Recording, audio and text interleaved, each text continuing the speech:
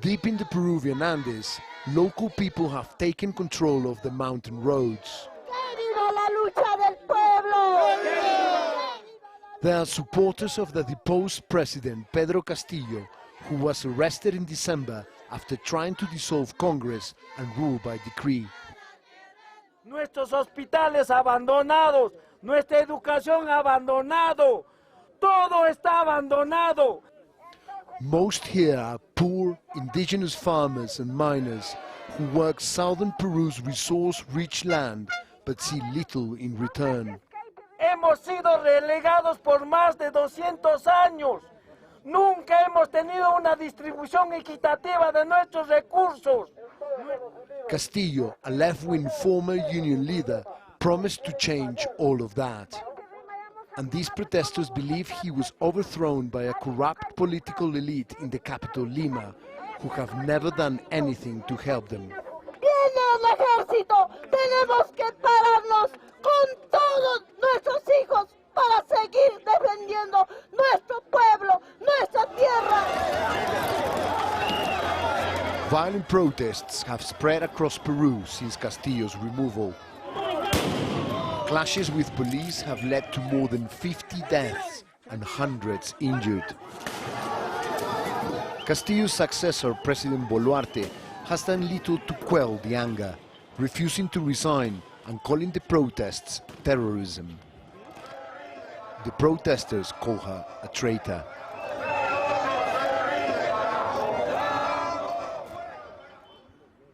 But while the flashpoints dominate the headlines, Peru is in a state of paralysis. Cusco is the closest major town to Machu Picchu and so relies heavily on tourism. That has completely shut down because tourists have been told it's too dangerous to travel here. Protesters roam the streets daily, demanding that shops and other businesses close.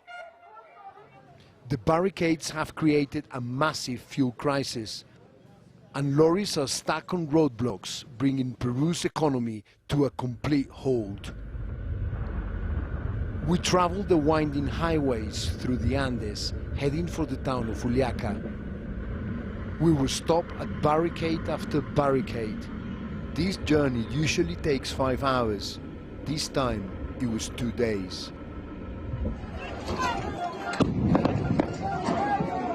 Juliaca is the scene of the worst violence during the weeks of chaos. On the 9th of January, 17 people were killed as police used live ammunition on protesters at the airport. Among those killed was a medical student called Marco Samillan. I met his family, who told me he was in clear medical uniform and treating an injured protester, but the police shot him anyway. ¿Por qué mataron así a mi hermano? ¿Porque valía menos o porque era provinciano? Se va a callar la protesta. Hay una cosa que nos diferencia de los provincianos a la gente de la capital, que acá la gente fácilmente no se rinde. No los van a callar. Quizás morirán más, pero no los van a callar. Cada noche lo lloro. Para mí nunca más la vida va a ser igual. Nunca más. Él me abrazaba en mis momentos de dolor, mi angustia. Y ahora no está. Yo me siento vacía y me siento obligada a vivir, porque si por mí fuera yo no viviría.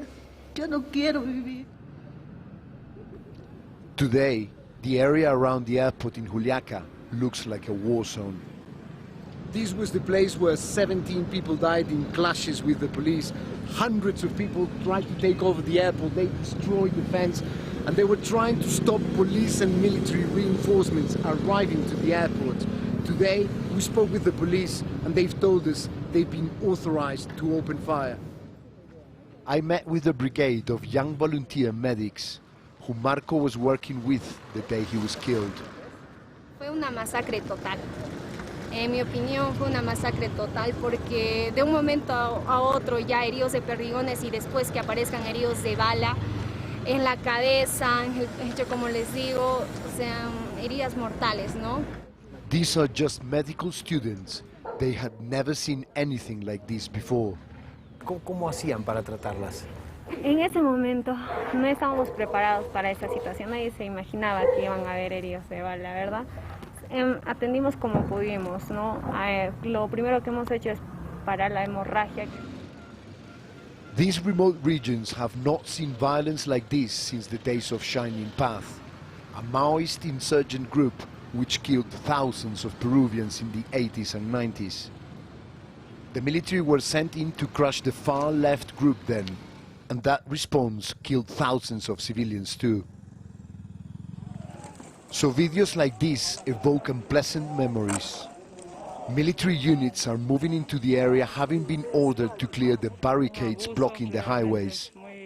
But the protesters are determined to fight, and further violence seems inevitable. Marco's medical colleagues accompany his family to the cemetery for his funeral. This was a young man who died trying to save the lives of others. Compañeras, hermanos, familia, yo hago el compromiso aquí, al lado de este médico que salvó su vida, que no nos vamos a olvidar y vamos a pedir justicia, y justicia la vamos a encontrar, porque el pueblo nunca se va a olvidar. The protests began as support for one politician and his failed coup, but they are beyond that now. This is a cry of anger from people who don't feel valued by the leaders of their country. They believe their lives are seen as worthless by a government they think just doesn't care whether they live or die.